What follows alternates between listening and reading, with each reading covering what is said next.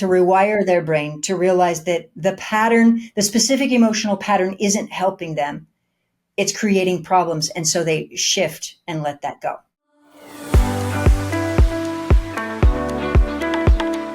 Hello, everybody, and welcome to the Food Matters podcast, your home for nutrition, health, and wellness education. My name is Laurentine. I am a filmmaker and a nutritionist and the founder of foodmatters.com, and I'm here to hold your hand on this journey to optimum health, transformation, and emotional healing.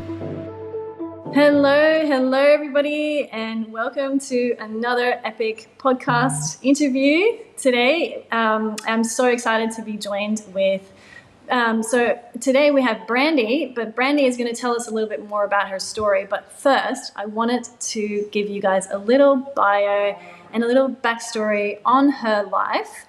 So Brandy Gillmore is a mind-body energy expert whose wellness journey started from a car accident and then a serious fall, which left her facing several health conditions that she was told she would never recover from.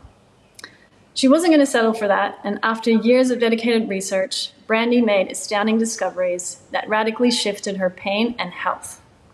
She's gone on to show just how amazing the healing powers of the mind are. So thank you so much, Brandy, and welcome to the podcast studio. And so good to have you here. Likewise, it's so wonderful to be here with you. Thank you for having me.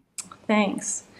So for all those that are listening right now, I'd love to hear from you. What exactly happened to you at that time, and tell us a little bit more about the accident and the fall. I know it must be hard to talk about it, but I think we all want to know like the full backstory. Absolutely. As much going through my injury, I couldn't have imagined that it would ever become a life-changing gift.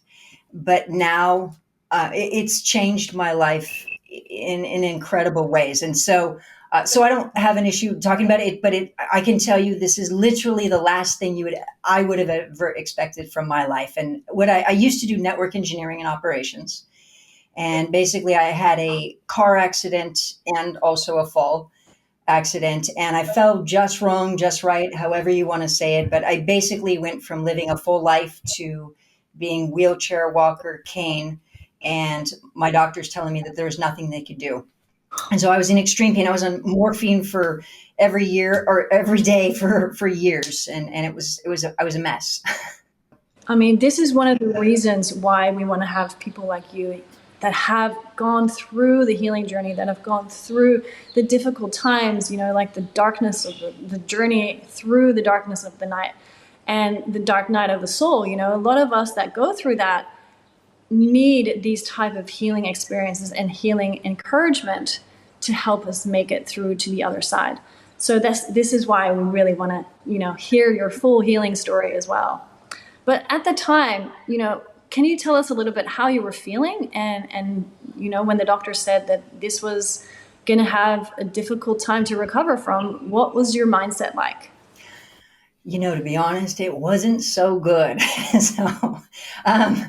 I went through periods of feeling like, okay, I'm going to do this. I'm going to fix myself. And a lot of them also feeling like I didn't even want to live.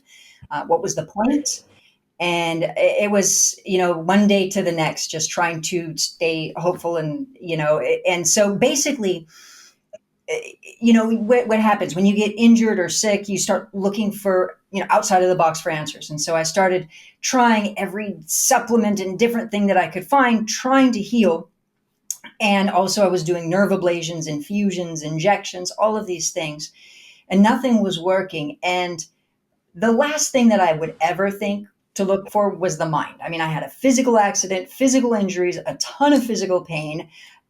And yeah, tell us a little bit more about the actual diagnosis. Like, what were you actually dealing with in the hospital? I had all kinds of things. So complex regional pain syndrome. So I was told that I had that, spinal end plate fracture, spondylosis, nerve lesions, sciatica. I mean, I was a mess. And then you continue to go, and then I had reduced bone density. I mean, it's just like one thing after another, low white blood cell count. I mean, it was just like, it just felt like just add on to the grocery shopping list of different things. It was a lot. And so finally, one of the research hospitals that I've been going to, because I was like, I have to try everything. It's kind of like that feeling of feeling like, well, if that doesn't work, let me talk to your manager. It was like the next person, so to speak. It was, what's another doctor? I literally would not leave a doctor. Like I would say, look, I need some type of referral somewhere, and they would refer me.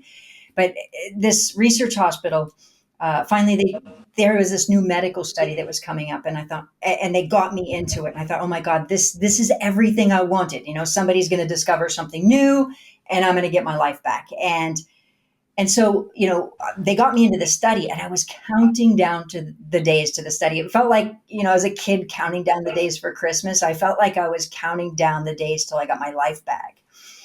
And then finally, the study comes, and they wheel me into the hospital, and they get me all prepped for this procedure. And then the doctor comes in, and he looks at me, and he says, Miss Gilmore, you actually can't be a part of the study. We don't expect it's going to help you. And at that moment, I felt like I just swallowed a tennis ball. Like I was just trying to hold back tears, and I just was devastated. And after that, I don't remember what happened. I obviously got home, but my next memory, I was waking up, and I was laying in my same bed, and I didn't even want to open my eyes. I was like, what's the point? Like, I don't want to live. What's the point? And then that's when I had this thought or voice inside my head that said, well, what about the placebo? And that was pivotal. That's what made me start looking at the mind even more. Wowzers. Okay, so you were sent home, and after this car accident, you like, I'm just trying to imagine your body was, did it have broken bones? Did you have plaster everywhere? And what sort of mobility were you in at this stage? And well, see, I had the car accident, and then I had the fall. So the car accident messed up my back, and I was okay. I wasn't like, it's kind of like if somebody has a bad back already, so you're already fragile, and that was the bad back. But then the fall happened after the fact, so it was over a year period of time in between. So that's why the fall, it was just falling just wrong, just right, however you want to say it. But that was the issue. Now, part of what happens with CRPS is it's a condition where it's a neurological condition. So it's like the pain is intensified far beyond what should physically even happen. And so it was extreme pain and burning pain. You could touch my skin lightly, and it was painful. And so, so it was that. So, as far as my physical condition, I was down to about 93 pounds. Now I'm 5'8", 5'9". So, that was, about 30 pounds underweight for me. And, so, and I mean, my legs were the size of, my arms. I mean, I was a mess. I was, I guess a train wreck is the best way to put it. And so I'm just imagining you here in your home, and did you have enough carers? Were you the only one helping yourself to the toilet, to food, or what was the story in regards to support? I mean, I was injured for a long time. So my brother lived with me for a while. I had an ex took care of it. Like they're just different. It depends on what year it depends.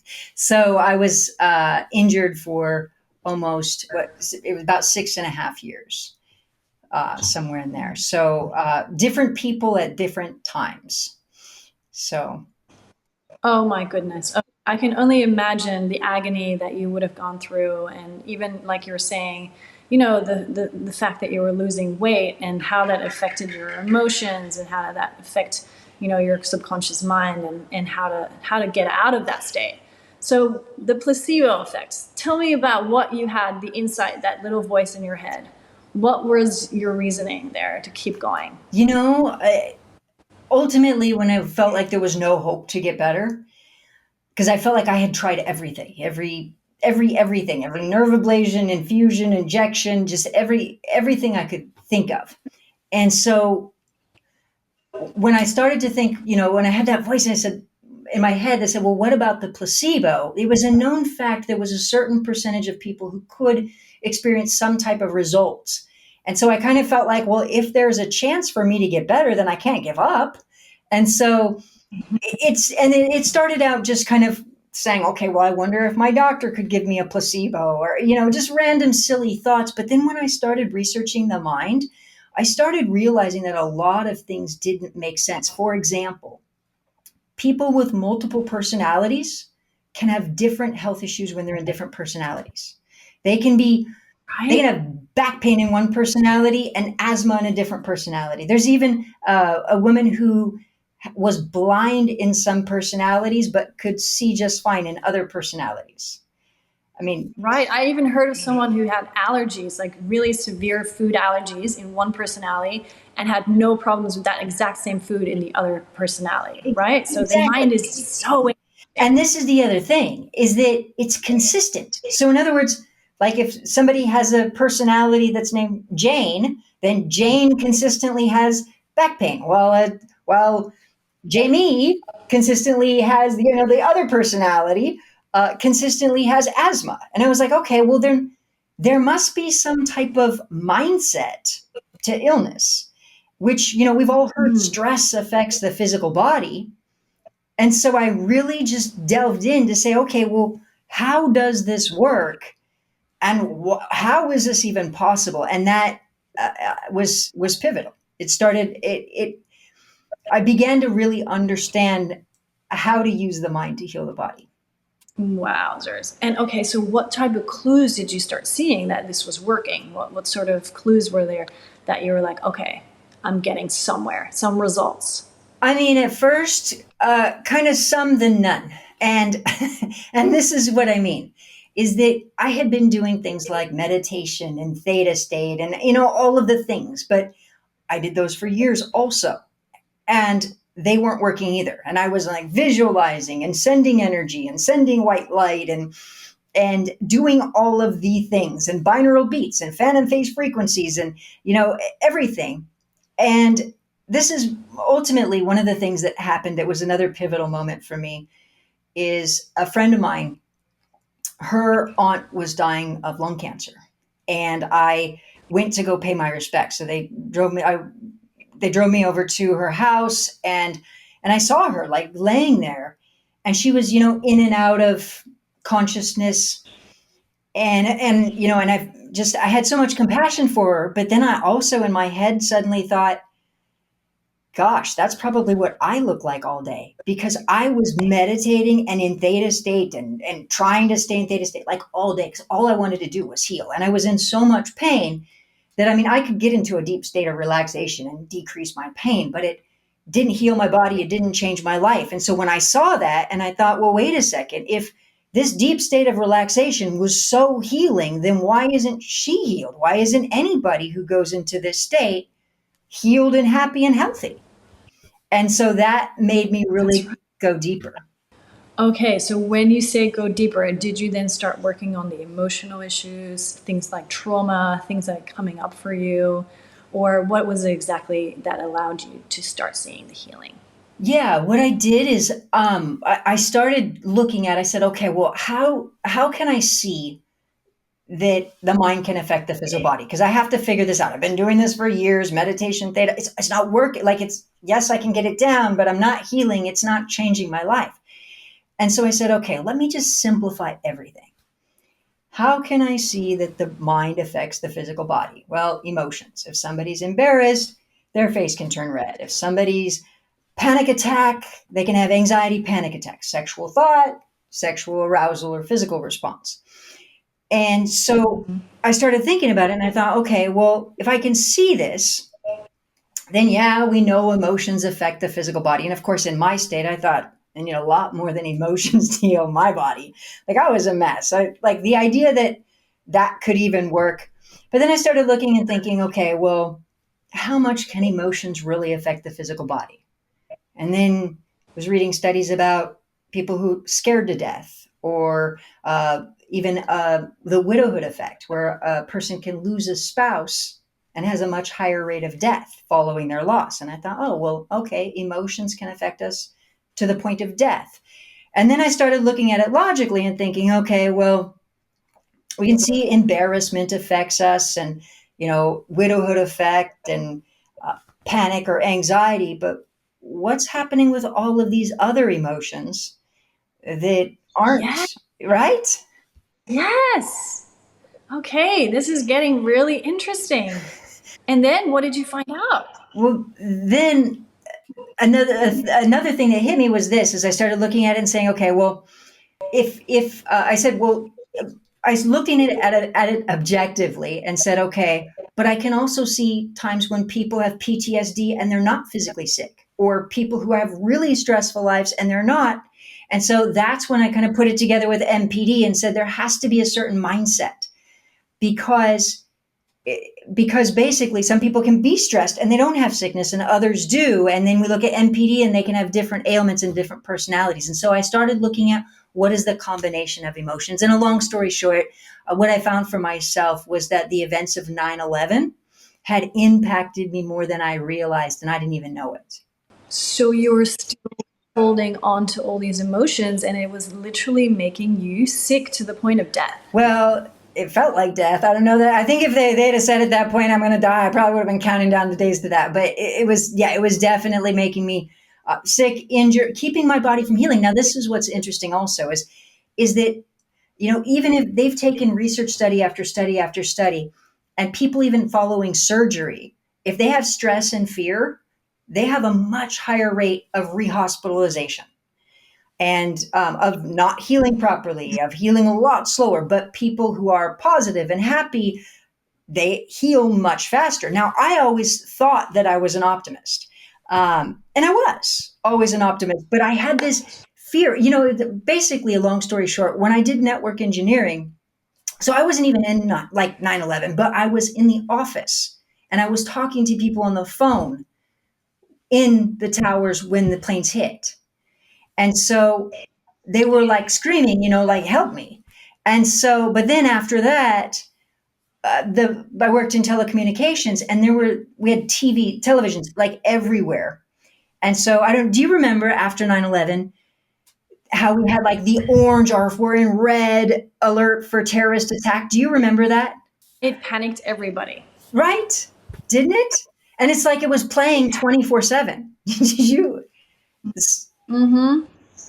So, but that was playing because I worked in telecommunications, we had to have current events on. So that was playing literally 10 hours a day in the background when I was working. And so not only was there the event, but then there was all of that. And it got stored in my subconscious mind, which is funny because when I was in technology, I don't even think I knew I had emotions in my subconscious. I didn't know I had a subconscious mind. Um, to me, if somebody's angry, it's in the moment. If you have anxiety, it's in the moment. You can't have those feelings buried. So I was, and again, this was 20 years ago. But when I really started to understand the change. So then you started to unravel that these emotions that are stuck in our subconscious mind, they're also stuck in our body. Physical ailments can literally come from that. And so what part of the healing journey for you was to help to remove this trauma? How did you do that? Because that's also an important question. Yeah, I started really working to shift my mindset. Now, I think another thing that, um, you know, what I started looking at, because that's what you hear. Sometimes people will say, well, they're trapped in the body. And then you go, oh my God, what do I need to do? Like, but, How do I get that? but then I thought about MPD, multiple personality or DID, dissociative identity disorder, where people can have radically different ailments. And I thought, oh, they can't be trapped in the body, because if they were trapped in the body, and so I started, that's what actually had me start looking at energy. And I mean, there were so many things that had me start looking at energy. Okay, tell me about this journey. Tell me about this journey. Okay, So where did you go? so I was a little bit everywhere, to be honest with you. But as far as energy in the body, a lot of people think it's just a metaphysical, spiritual, woo woo type of thing. But it was actually a medical scientist in 1920s, Alexander Gerswich. discovered biophotons in the body, that our cells emit biophotons. Now, what's fascinating, he was nominated for a Nobel Prize 11 times. And he actually won like basically the USSR prize for Russia. But uh, but point being is that our cells actually emit energy. And so what I started to realize is that our brain activity also can influence our energy in our body. And so it led me down this incredible journey of just understanding basically how to make the shifts. And what I ultimately did is I reprogrammed my mind. I understood what specific emotions were affecting my body, and then I changed them. And I think Mm-hmm. what's really one of the things that's really amazing is after I healed, I thought people are going to think this is crazy, like that you can just heal yourself from your emotions and your mindset. And so I started taking people and showing them how to do it, and even how to release pain, and doing it under medical equipment, so you could actually see results under live scans of people using their mind to shift out of pain and create all kinds of change. Wow. Okay, so now I'm really curious. I want to know how to do that. So, what for the listeners right now? Well, how do we do that if we wanted to partake that in our own bodies? This is okay. So let's say if I'm a lot of times when I'm working with somebody, let's say that somebody's experiencing a pattern of self criticism, and it's a patterned way of Mm-hmm. thinking. Um, One, I would basically part of what I do is link it up that it's not safe to feel that. Because a lot of times what happens is our minds are miswired to think things that aren't true. For example, kind of like this. Let's say somebody says, I look horrible in this. I look so horrible, or I did terrible at this. What do we want to hear? No, you don't. It looks great, right? So Right. unfortunately, what happens is a negative action gets linked up to a positive thing. And then our minds make that connection. And our minds get miswired in so many ways. For example, if we've heard before, if a kid doesn't get positive attention, they'll get negative attention. So there's that. Or even maybe you've heard before, a cutter. Somebody who's a cutter can cut themselves and experience feelings of relief or euphoria from cutting themselves. And so what happens is our brains get miswired all the time to think things that aren't true. Sometimes it could be, oh, if you criticize yourself, then other people won't criticize you, or anger protects you, or something like that. So these emotions get stored up, and what happens is they get miswired. But then the pattern also continues. And if we look at Freud's work, for example, if you're familiar with Freud's work, we have or even repetition compulsion or anything like that. If we look at patterns repeat themselves, right? And so ultimately it's about stopping the pattern. And so what I'll do with somebody is I help their brain to rewire their brain to realize that the specific emotional pattern isn't helping them. It's creating problems. And so they shift and let that go. Does that make sense? Totally. I believe in everything that you're saying, and it's beautiful. It's similar to NLP. It's like our belief systems and how we can rewire those belief systems if they're negative belief systems, if they're holding us back, right? So I love this topic. It is a very powerful topic, and it's so important for a lot of us. And, especially after 9/11 and after COVID and after all of these issues that have not necessarily this doesn't come from past life, past our experiences in our early childhood, or even past lives. Like if you want to go really woo woo, no, these are experiences that are happening right now in our culture, in our society, and they're affecting us at the same time. And that's why we are seeing such a huge incident of anxiety, depression, people taking their lives, not knowing where to turn. Right. So this is the topic that I actually feel like it is what you're saying, mind, body, energy. This is the most important topic that we need to be talking about right now. I would absolutely agree. Now, another thing, by the way, you mentioned is a lot of people, when they look at wounding, that's what they do. They go to childhood events. They go, okay, well, let me go deal with my childhood trauma. Now, another way that I've been able to help people to get radical results and show, I just recently had a study published in a medical journal, and in that it was a small case study, another one that I did. And in it, one of the volunteers had even just came from a 10-day meditation retreat. And he was shocked because in 28 minutes, his pain went from a 6 to a 0. And he's like, how did I just come from a 10-day meditation retreat? And I just was able to use my mind to release my pain in 28 minutes. So which I didn't know when I started working with him, because I didn't get the participants for the study. So I didn't know that at the time, but afterwards he was just like, wow, I just came. And it was also a positive thinking. He went to both a positive thinking seminar and a 10-day meditation retreat. And it was funny. And it was really about addressing the specific emotion. It's, a way to put it is, if somebody's feeling embarrassed and then they go, well, let me work on my childhood trauma of feeling angry. Well, those are two different emotions. And yes, it'd be great to resolve that, but we want to make sure that we're addressing the specific emotion that's affecting the body. Now, another thing that's really key is this, is that to make a real shift, there has to be a shift in consciousness. And the way I would say it is this, is that, you know, if we feel like, if we're really, really, really in love with somebody, what do we see? We see all the good things in them. If we're really, really angry or frustrated or just had an argument, then what do people tend to do? Their mind tends to spiral on the negative or a fault find or whatnot automatically. Mm. Now, if we go further than that, we can think about somebody who's got fear in their subconscious mind. They tend to see fearful things.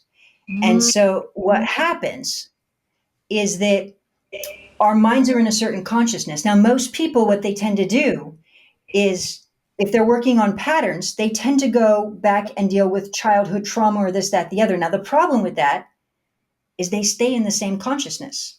Mm. So, in other words, if somebody's felt unloved, and then they say, okay, well, I'm feeling unloved, let me go deal with my younger self who also feels unloved. Well, they didn't Mm. shift their consciousness. And so part of what I do is I call it reverse emotional processing, where everybody, it's doing the opposite of the norm. Instead of going to the past, we go to the future first. So in other words, creating a strong radical shift towards positive patterns. Because if somebody's like really, really angry and you go, okay, let's shift really quick to feeling love. And so that's what I have people do, is I have them kind of hack the process by shifting. And what happens is, not only can they help release their pain or ailment by creating even that shift, but then also now they're getting into a different consciousness. Their brain is starting to work differently, that makes it easier to genuinely and fully release the trauma, if that makes sense. Yes, beautiful. Yes, it's the similar work that we do on EFT when you start working on people with EFT tapping, emotional freedom technique. And you address, you're addressing the feelings, you're addressing the actual feelings that are coming up. And then you actually then put yourself into a more positive mind state. Like, but actually I can overcome these feelings, or my body knows how to handle this system, or, and you're actually reframing it, but you're actually telling yourself, through all this tapping. And it is a beautiful, similar to what you're experiencing with your clients. It has incredible efficacy. And so let's just go back to the question that you were actually now, as a practitioner, able to heal others on things that you had a hard time healing. Like you said, I tried everything. I went to so many different energy healers and different modalities.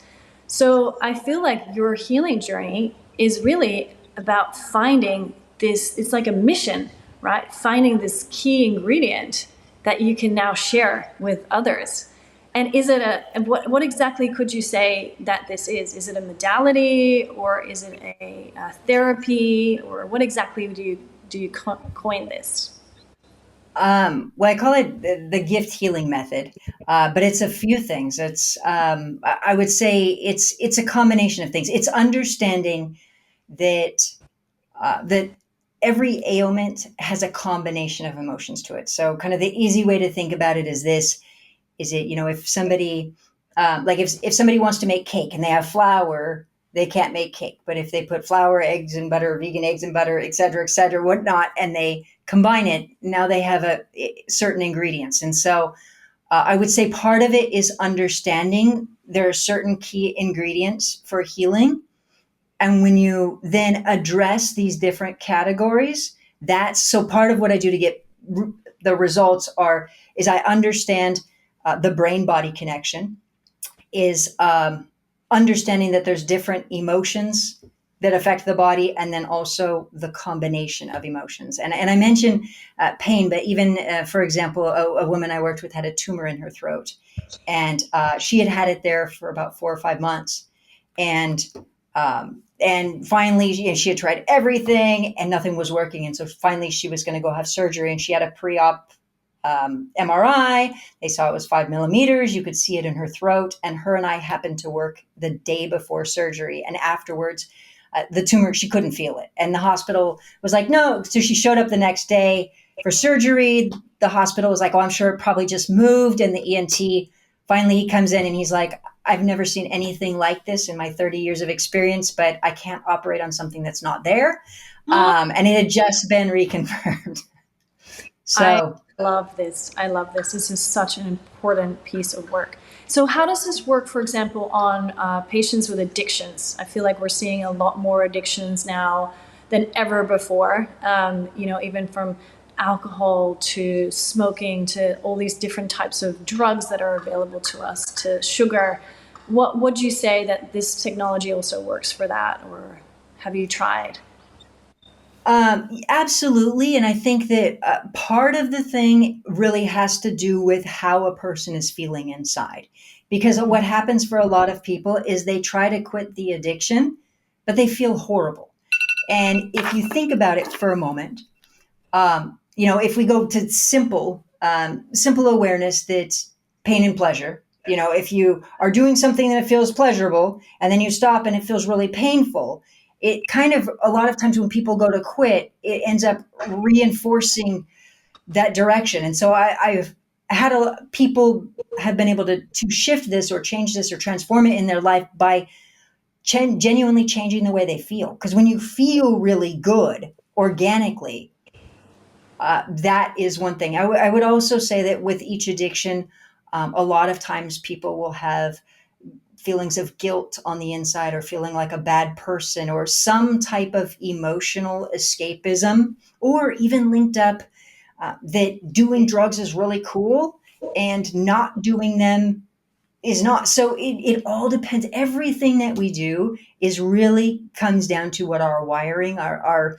subconscious programming is. And the more that's really what I'm also very passionate about, is that I feel like every person should know how their mind works and how to reprogram their own mind. That I think is so important.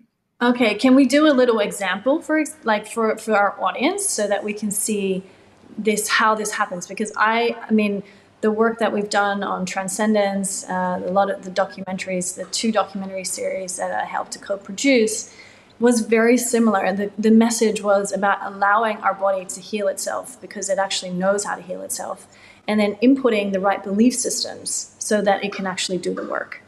So I feel that this is such an important study, and if you can give some examples on how you help people through that, I would love to hear it. Like terminology, words that you use. Absolutely. And okay, so I would say this. Okay, so I would say I'm very practical. Okay, so everything is so kind of like this. One of the things that I did, so I mentioned making a radical shift in emotions. So I had tried the affirmations, I had tried the positive thinking, all of these things, and it didn't work. I had been writing like thousands of affirmations. And what I did was this, is that I, okay, so I thought about, okay, well, how do we build a new neural pathway? How do we reprogram the mind? Well, we need repetition.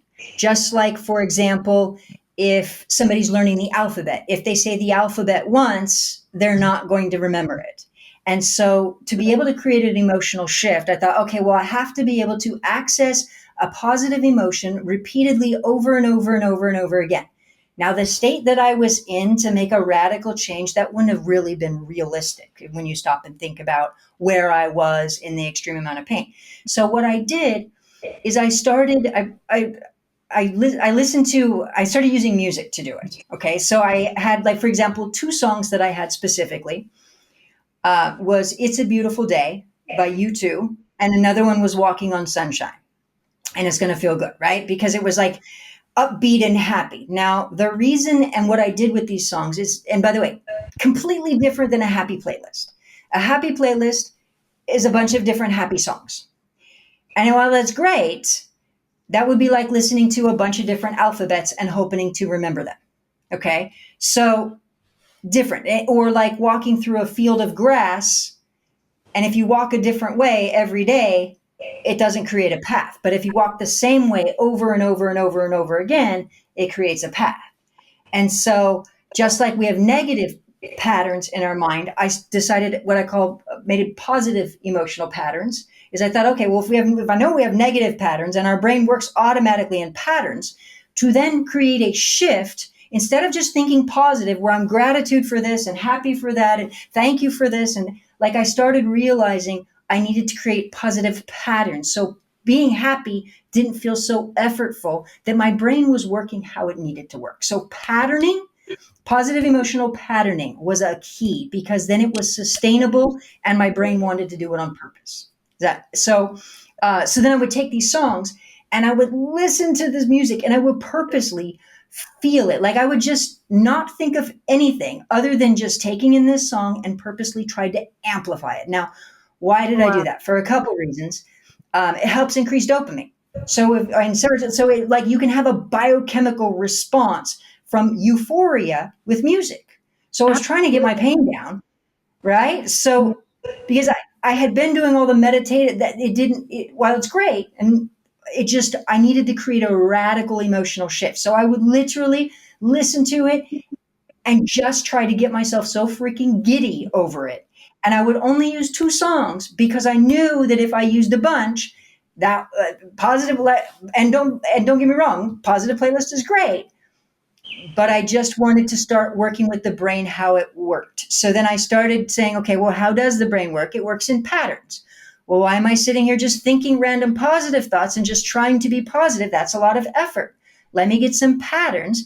And then also, okay, so let me take these emotions. And if strong emotions shift our consciousness, then I have to create that. So just like if you're a little bit upset with somebody, if you go, oh, I'm kind of upset, that doesn't hijack your emotions. But if you say, oh my gosh, I'm so upset, that's when the brain spins automatically. Or, oh, I'm so in love.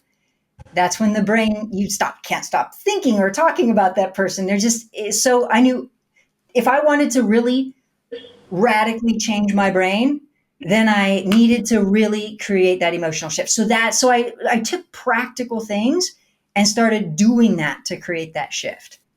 Wow. Okay, so what I'm hearing you say is that we can all do this. We can all have the experience of euphoria from something as simple as listening to our favorite song, or, jumping in our pool, or, meditating, or incantations, or like some people do have the meditation thing as like their thing, because they might add a chant to it, or they might add, a positive guided mantra that they use every day. And that, anchors in our brain this feeling of happiness, blissful moments, joy, and euphoria. So it's a beautiful metaphor. I love that you're using this. This is so exciting. So yeah, thank you for sharing. It's really deep. I know that a lot of people wanted to know that. I get, I think everybody's brain works in an interesting way. And this is what I would say is definitely try it. But I would kind of my hesitancy is the favorite song is typically not going to be the song that you want to listen to. It's very intentional. So a lot of time, the song that already resonates with you is the one that you already have neural pathways for, and you don't want to feed those. And for most people, if they pick the same song that they've been listening to already, it's not like the favorite song, like, isn't going to be the specific one. So kind of like this. Okay. So I mentioned earlier the example of somebody feeling really, really unloved. Now, there's a song, Jonas Brothers, the song I See Love. or it's, and there's that song I See Love. And so that's a song where a person can start listening to and bringing in the feeling and purposely program. So it's very intentional. So most of the time, I would say probably almost all of the time, it's not going to be the favorite song that you're already listening to. It's going to be a song that is very intentional, that is to make you feel in a radically different way than you already do. So that's what Okay. I would say. Okay, so guide us a little bit on these emotions, because there's a lot of songs out there as well that can easily put us into a state of fear or depression or sadness. So what type of emotional state do these songs need to conjure up in our mind? I would absolutely agree. And I would always tell people to stay out of those while you're working on creating that shift, because a lot of people don't realize that they are inadvertently reinforcing negative emotions in the mind. And so I would say some type of theme song. So like the I See Love, or um, part of my goal had been to, like with Beautiful Day, it was Beautiful Day by U2. It wasn't a song that I had been regularly listening to. In fact, when I started listening to it, I probably hadn't listened to it for, I don't know, I don't even know. It wasn't a song that I was regularly listening to, but I thought I need to shift the way I feel about life. And Right. so it was, yeah. So, and then Walking on Sunshine was because, I mean, for me to walk 10 feet with a walker or a cane was extremely painful. Wow. It was hard. It was every movement. And so to be walking on sunshine and it's going to feel good was intentional. And it's a happy, uplifting song. So is very intentional. The so I would say it depends on it could be love for some people. Um, it could be feeling safe. It could be, it really depends on each person. But I would say just being super intentional I is love key. that. I have a personal favorite that I go to, but it's a mantra, and Okay, what's your favorite? it is a Oh, mantra, and it allows me to go into a state of deep connection within myself and within the whole universe. Like, I feel the elements, and I feel so interested in, like, being able to understand all my senses. Like, I just go deeper into myself. And I feel like if you have something like that, if you have a song that allows you to have those words, or those, even if it's just the sensation, right? It's the vibration of it to help anchor that. It is so powerful. Yeah. So thank. it is. Yeah. I was going to Go say, ahead. I want to just, like, slowly direct the shift of the conversation to nutrition as well, because I have a feeling that there would also be some information and some research that came out of your years of feeling under the weather and feeling lost and confused. And I'd love to hear how food and nutrition played a role in your healing journey, as well as all of these beautiful energy techniques. I think just in general, when we look at food and nutrition, I mean, when we look at food that's got junk food or gluten or things like that, I mean, there are so many research studies that show that gluten can increase depression, there or irritability. And so, if you think about it, I mean, imagine doing mind work every day after drinking a bottle of vodka. How or it's like if you're trying to lift and feel positive and happy, and yet eating the wrong foods and always feeling lethargic and tired simultaneously, that's not going to be helpful. And there's so many things, even getting the right nutrition.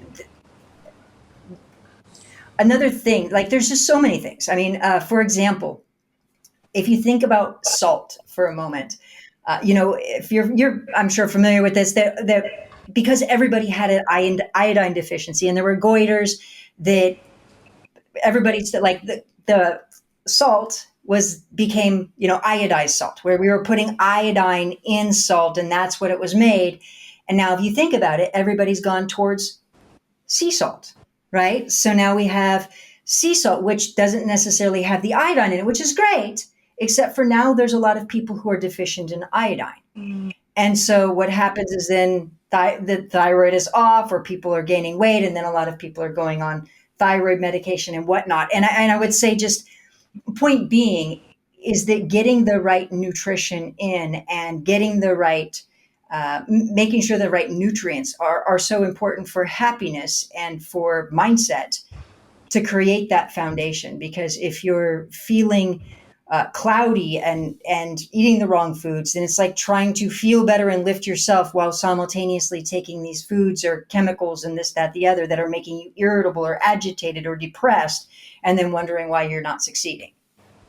So true. And this is the power of, use food as medicine. And a lot of us, there are a lot of people that wake up in the morning, they don't have enough time for breakfast. They either skip breakfast or have a coffee or go for a fast food breakfast, and that's the thing.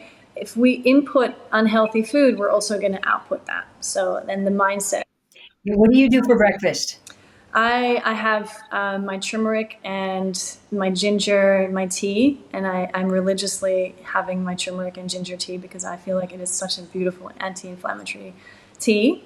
And then I have like a coconut chia pudding, or I have eggs and avocado, or I usually have like a combination of good fats and good proteins to really help to stabilize the blood sugar levels and stabilize the mind and the mood. I do that exact thing. Good fats and good protein. So, like eggs and avocado, definitely that. Or another thing, my fast food is a raw protein shake, and then also a spoonful of like almond butter or sunflower seed butter. That's fast food for me. Right? And so I love that we're talking about nutrition in regards to mood, because a lot of us don't realize that. Why do we get hangry? Why do we overreact? Why do we lash out at our children when they're naughty? Because we are not chemically in balance. And how do we keep chemically in balance is through our food, right? And so with what you were saying there is having the right nutrition. So the protein and the good fats, allowing us to keep those stable blood sugar levels and keep that sustainable fuel rather than the fast fuel of sugar. Exactly. And the other thing is, it's like when we've missed a meal and we have that intense hangry feeling, we know it, right? You're aware of it. But I would also say that between like A and Z, of like no food and well fed and hangry, that there's also like an underlying agitation that can happen when you're deficient in this vitamin or that vitamin, and people don't know it. And so they think, oh, well, I'm just agitated all the time, but they don't realize maybe they're missing healthy fats from their diet, or maybe they're missing enough protein. And I've seen people all the time who are not getting enough protein in, and they feel exhausted all the time because they're not eating the right nutrition. And so absolutely, that can definitely plays an important role. And in your healing journey, you said you were massively underweight. You had all sorts of deficiencies. You, as you said, tried everything. What was the diet that helped you to recover? Um, I mean, what was the diet that helped me to recover? The truth of it is I don't know, but I can tell you what I do now, and it's a lot of healthy fats and proteins. I would say that I did so many. I did the not candida. I did even the lemonade cleanse fast, where I was fasting for days on end. I tried so many things. I would say that ultimately, if I would say just eating a clean, healthy, balanced diet where I focus on healthy fats and proteins is where I've landed. And that feels really good to my body. Beautiful. Okay, so as we're coming to the end of this Oh, wait a second. Are you going to tell me what diet you do? would you like to know? No, but it's actually Yes. it's really beautiful to hear your story, because this is where people are Okay. loving. They're loving the Perfect. healing story. But yeah, I Perfect. believe in bioindividuality. I believe in looking for food that has high quality, high value nutrients. Looking for food that is wild, that we can forage in our own garden, that we can make it. Yes. that we can make with love, with our own hands, right? And being grateful for those foods, praying over our foods, allowing those foods to heal us before we actually put them in our mouths. All of those beautiful strategies, and then teaching that to our children and those people around us. Yes. And I think I forgot to mention in the healthy fats and proteins, of course, lots of greens. So Lots I of also start out the morning lots with of the great. green drink. Yeah. Yeah. Nice. Green drinks every morning too. So, Wow. yes. Okay, so Brady, as we're coming to the end of this podcast, I would love for our listeners to know more about how they can contact you or reach you and find out more about your work, or your websites.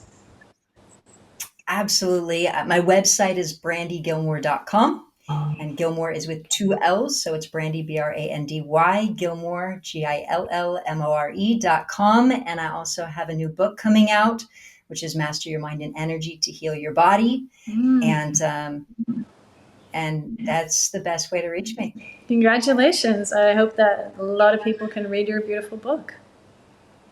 Thank you so much.